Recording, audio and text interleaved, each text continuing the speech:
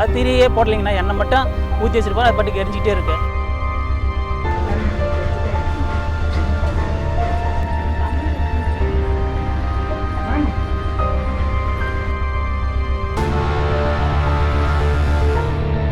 சரி விளக்கு பற்ற வைக்கலாம் அப்படி சொல்லி எண்ணெய் மட்டும் ஊற்றிட்டு வெளியில் போயிட்டு வந்தோன்னே விளக்கு தானாக எரிஞ்சிட்டு.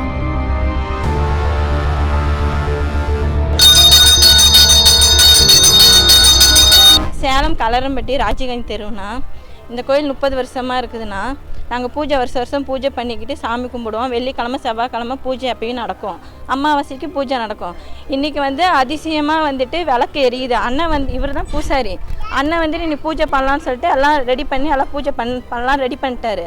சரி விளக்கு பற்ற வைக்கலாம் அப்படின்னு சொல்லி எண்ணெய் மட்டும் ஊற்றிட்டு வெளியில் போயிட்டு வந்தோன்னே விளக்கு தானாக எரிஞ்சிட்ருக்கு.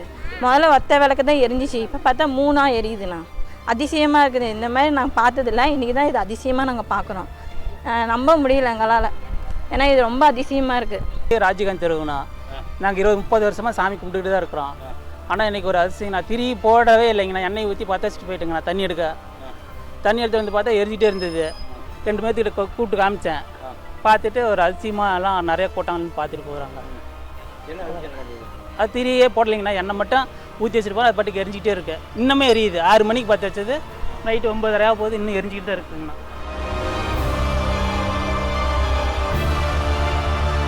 செய்திகளை உடனுக்குடன் தெரிந்து கொள்ள கீழ்கண்ட கேபிள் மற்றும் டிடிஹெச் நெட்வொர்க்குகளில் எம்நாடு செய்தி தொலைக்காட்சியை காணுங்கள்.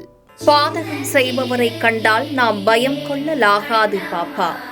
மோதி மிதித்து விடு பாப்பா, அவர் முகத்தில் உமிழ்ந்து விடு பாப்பா. அண்மை செய்திகளை உடனுக்குடன் தெரிந்து கொள்ள இணைந்திருங்கள் எம்நாடு தொலைக்காட்சியுடன்.